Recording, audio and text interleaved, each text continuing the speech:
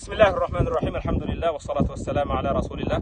Hurmatlı mekendişlerim, Batkenden barыңарға Allah Taala'nın тынчтыгын, рахматын берекесін қалап саламдашам. Дағы тағырақ айтқанда, бізден Қарабұлақ айылы, бұл Айгүлташ тоғысы. Бүгін біз ошо муфтияттың сапары менен Баткенге бір жұртбашыбыздың ифтарыны берген келген елек. Уақытыбыз болып ошо Айгүлді да бір көріп кетели. Ақырғы күндер екен. Сезон бүгін ертең жабылады деп атат. Көргөнүңүздөрдөй ылдыйда өтө зияратчылар өтө көп.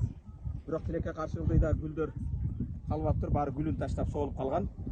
Биз атайы өзүбүздүн мекендештерибизге ыйык Рамазан айынын акырларында дагы бир сюрприз кылып, ушу айгүл гүлдөгөн жерге чыгып, ушул жерден салам айтып, жараткан Аллах Таалага жалбарып дуа кыларбыз. Аллахым ыйык Рамазан айында элибиздин туткан розосун, окуган Куранын, таравилерин, кылган хайыр ихсандарын, садакаларын кабыл кылып, баарыбызды кадыр түнгө Аллах Таала жеткизсин.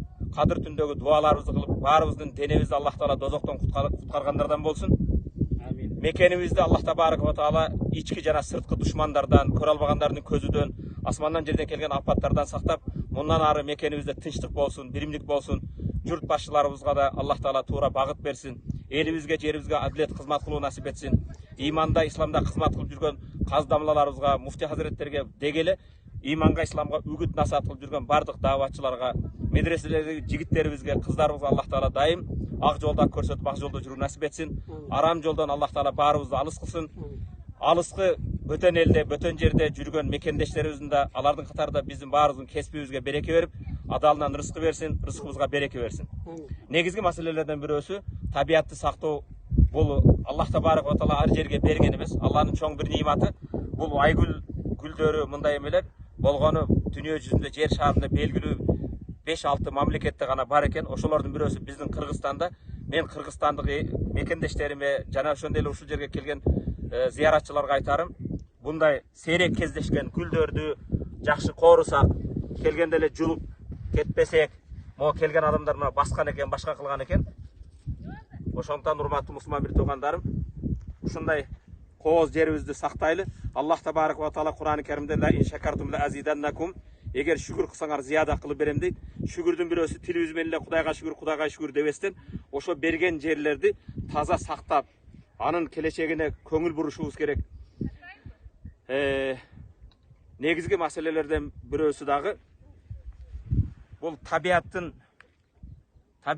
дейт. Негизи бул табиатты жараткан Аллах Табарак ва Таала. Аллах Табарак ва Таала берген нерсени көздүн карегиден сактоо баарыбыздын милдетибиз болот.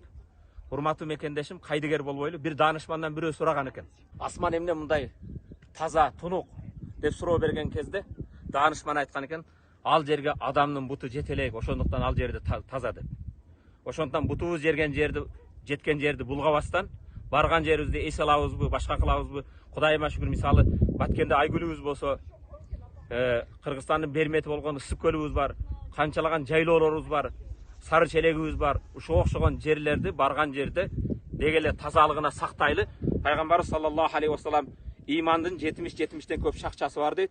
Анын эң жогорусу ла илаха иллаллах Мухаммадур калимай шахада менен, калимай тайиба менен, тавхид келимеси менен Алланын барлыгына билген иман келтирип болсо, эң төмөнү аднаха иматат лазани тарик, эң төмөнү адамдарга кыза берген нерсени жолдон четке алып коюу.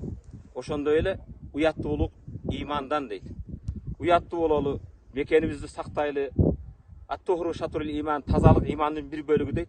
Тазалыкты сактайлы, аман болуңуздар, бар болуңуздар. Рамазанда баарыңардын Аллах Таала дуаңарды кабыл кылган болсун. Ассаламу алейкум ва рахматуллахи ва баракатух.